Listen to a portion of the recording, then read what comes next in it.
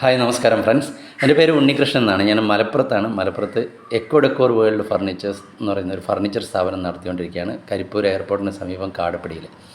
അപ്പോൾ കഴിഞ്ഞ പ്രാവശ്യം നമ്മൾ പറഞ്ഞിട്ടുണ്ടായിരുന്നു, ഈ കെമിക്കൽ ട്രീറ്റ്മെൻറ്റ് കഴിഞ്ഞ മരങ്ങൾ ഉപയോഗിച്ചിട്ട് നമ്മൾ ഫർണിച്ചർ ഉണ്ടാക്കുകയാണെങ്കിൽ ഫർണിച്ചർ കൂടുതൽ കാലം ലാസ്റ്റ് ചെയ്യും. 10 തൊട്ട് 25 വർഷം വരെയൊക്കെ ഒരു കേടുപാടും കൂടാതെ ഈ ഫർണിച്ചറുകൾ നിൽക്കുമെന്ന് പറഞ്ഞിട്ടുണ്ടായിരുന്നു. അപ്പോൾ എന്താണ് ഈ കെമിക്കൽ ട്രീറ്റ്മെൻറ്റ് ചെയ്യുന്നതെന്ന് പലരും ചോദിക്കാറുണ്ട്. കെമിക്കൽ ട്രീറ്റ്മെൻറ്റ് എന്താണെന്ന് വെച്ചാൽ, നമുക്ക് ഈ മുറിച്ചു കൊണ്ടിരുന്ന മരം ആദ്യം അതിൻ്റെ പുറമേയുള്ള തൊലികളെല്ലാം കളഞ്ഞതിന് ശേഷം ഇത് നമ്മളൊരു സിലിണ്ടറിക്കൽ വെസലിലേക്ക്, അത് ഡ്രൈ ചെയ്തതിന് ശേഷം, ഡ്രൈയും കൂടി ചെയ്യുന്നുണ്ട്, അത് കഴിഞ്ഞതിന് ശേഷം നമ്മൾ എന്ത് ചെയ്തു, ഇതൊരു സിലിണ്ടറിക്കൽ വെസലിലേക്ക് കയറ്റാണ് ചെയ്യുന്നത്. ഒരു സിലിണ്ടർ ഉള്ള ഒരു വെസലിലേക്ക് കയറ്റിയിട്ട് അവിടെ നമ്മൾ എന്താണെന്ന് വെച്ചിട്ടുണ്ടെങ്കിൽ വേക്കം പ്രഷർ ഉപയോഗിച്ചിട്ട് ഈ മരത്തിൻ്റെ ഉള്ളിലുള്ള എല്ലാ എയറുകളും വലിച്ചെടുക്കുക ചെയ്യുന്നത്. അതിലുള്ള എല്ലാ വായുവിൻ്റെ അംശവും വലിച്ചെടുക്കുക ചെയ്യുന്നത്. എന്നിട്ട് അതിനെ തുടർച്ച എന്നോണം അത് കഴിഞ്ഞതിന് ശേഷം നമ്മൾ എന്ത് ചെയ്യും, ഇതിലേക്ക് ഒരു 125 തൊട്ട് 200 വരെ PSI പ്രഷർ ഉപയോഗിച്ചിട്ട് കെമിക്കൽ ഇതിലേക്ക് ഫോഴ്സ് ചെയ്യുകയാണ് ചെയ്യുന്നത്. ഈ മരത്തിൻ്റെ ഉള്ളിലേക്ക് അതിശക്തമായിട്ട് കടത്തി വിടുകയാണ് ചെയ്യുന്നത്. അപ്പോൾ സാധാരണഗതിയിൽ എന്താണെന്ന് വെച്ചാൽ, മരത്തിൻ്റെ ഈ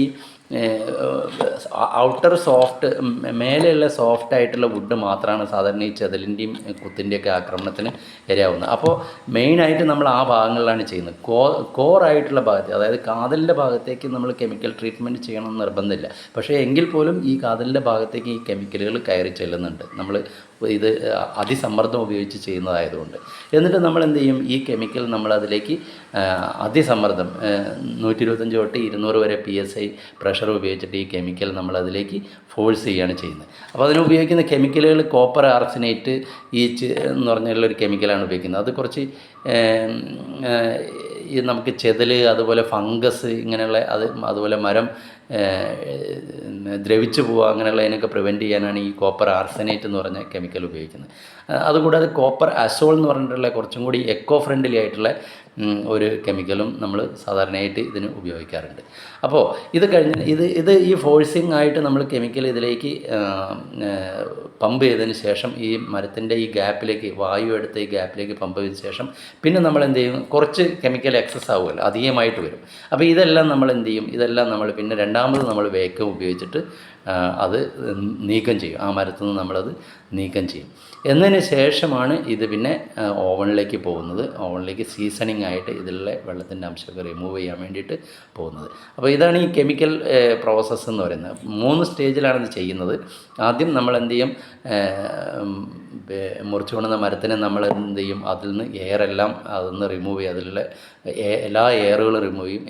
എന്നിട്ട് അതിലേക്ക് നമ്മൾ ഈ കെമിക്കൽസ് ഹൈ പ്രഷറിൽ പമ്പ് ചെയ്യും. അതിനുശേഷം അധികം വരുന്ന ഈ കെമിക്കലിന് നമ്മൾ രണ്ടാമത് വേക്കം ഉപയോഗിച്ചിട്ട് വലിച്ചിട്ട് അതൊന്ന് കംപ്ലീറ്റ് പുറത്തേക്ക് കളയും.